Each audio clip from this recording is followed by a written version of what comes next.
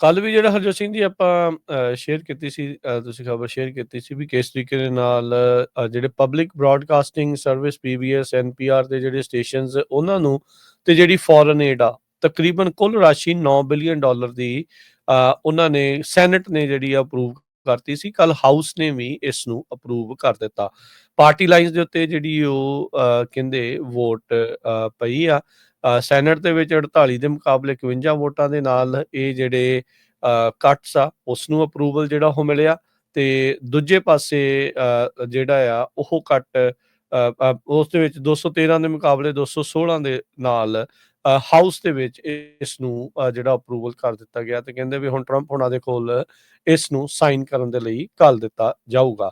ਸੋ $9 billion ਦੇ ਜਿਹੜੇ spending ਕੱਟ ਹੋਣਗੇ। ਪੀਬੀਐਸ ਦੀ ਜਿਹੜੀ ਪ੍ਰੈਜ਼ੀਡੈਂਟ ਤੇ ਸੀਈਓ ਪੌਲਾ ਕਰਗਰ ਆ, ਉਹਨਾਂ ਨੇ ਕਿਹਾ ਵੀ ਇਹ ਇੱਕ ਮਾੜੀ ਚੀਜ਼ ਜਿਹੜੀ ਉਹ ਵਾਪਰੀ ਆ, ਪਰ ਨਾਲ ਉਹਨਾਂ ਨੇ ਕਿਹਾ ਵੀ ਸਾਨੂੰ ਜਿਹੜੀ ਫੈਡਰਲ ਰਾਸ਼ੀ ਆ, ਜਿਹੜਾ ਕੰਮਕਾਜ ਅਸੀਂ ਕਰਦੇ ਹਾਂ ਜਾਂ ਜੋ ਸਟੇਸ਼ਨਸ ਰਨ ਕਰਦੇ ਹਾਂ ਉਹਦੇ ਵਿੱਚੋਂ ਮਹਿਜ 1 ਜਾਂ 1.5% ਜਿਹੜੀ ਕੁੱਲ ਰਾਸ਼ੀ ਜਿਹੜੀ ਵਰਤੀ ਜਾਂਦੀ ਆ ਉਸ ਦੇ ਵਿੱਚ ਫੈਡਰਲ ਫੰਡਸ ਦਾ ਯੋਗਦਾਨ ਜਿਹੜਾ ਉਹ ਹੁੰਦਾ ਆ।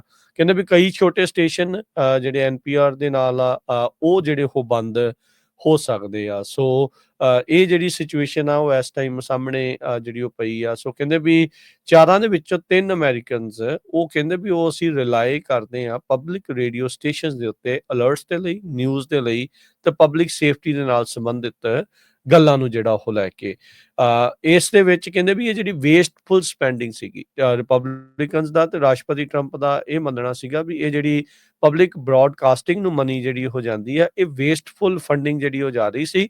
ਸੋ ਇਹ ਜੋ ਖਰਾਬ ਹੋ ਰਹੀ ਮਨੀ ਸੀ ਅਸੀਂ ਉਸ ਨੂੰ ਇਸ ਦੇ ਵਿੱਚ ਬਚਾ ਲਿਆ ਹੈਗਾ ਆ। ਸੋ $9 ਬਿਲੀਅਨ ਦੇ ਕੁੱਲ ਜਿਹੜੇ ਪਹਿਲੋਂ ਕਾਂਗਰਸ ਦੇ ਦੁਆਰਾ ਇਹਨਾਂ ਦੇ ਲਈ ਫੰਡਸ ਨੂੰ ਅਪਰੋਪਰੀਏਟ ਕੀਤਾ ਗਿਆ ਸੀ ਉਹਨਾਂ ਨੂੰ ਹੁਣ ਵਾਪਸ ਲੈ ਲਿਆ ਗਿਆ। ਇਹਨਾਂ ਵਿੱਚ ਕਈ ਜਿਹੜੇ ਫੋਰਨ ਏਡ ਦੇ ਜਿਹੜੇ ਵੱਖ-ਵੱਖ ਹੋਰ ਮੁਲਕਾਂ ਨੂੰ ਵੱਖ-ਵੱਖ ਪ੍ਰੋਗਰਾਮਾਂ ਦੇ ਤਹਿਤ ਰਾਸ਼ੀ ਜਾਂਦੀ ਸੀ ਉਹਨਾਂ ਨੂੰ ਵੀ ਇਸ ਦੇ ਵਿੱਚ ਕੱਟ ਲਾ ਦਿੱਤਾ ਗਿਆ ਹੈਗਾ ਆ।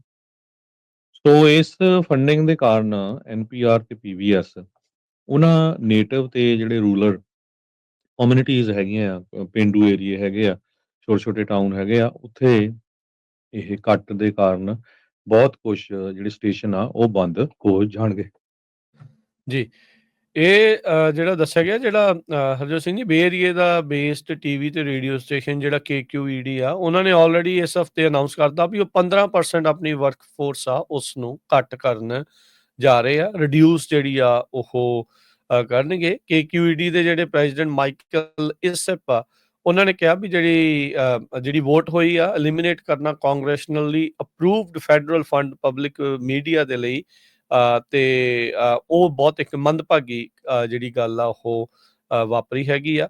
ਸੋ ਇਸ ਮੌਕੇ ਰਿਪਬਲਿਕਨਸ ਇਹ ਮੰਨਦੇ ਸੀ ਵੀ ਇਹ ਕਿਤੇ ਨਾ ਕਿਤੇ ਟਰੰਪ ਹੋਣਾ ਦੇ ਜਾਂ ਰਿਪਬਲਿਕਨਸ ਦੇ ਜਿਹੜੇ ਉਲਟਾ ਤੇ ਲਿਬਰਲਸ ਦੇ ਹੱਕ ਦੀ ਇਹ ਜਿਹੜੇ ਮੀਡੀਆ ਵਾਲੇ ਗੱਲ ਕਰਦੇ ਸੀ, ਇਸ ਕਰਕੇ ਇਹਨਾਂ ਦੀ ਜਿਹੜੀ ਫੰਡਿੰਗ ਆ ਉਹ ਘੱਟ ਦੇਣੀ ਚਾਹੀਦੀ ਆ।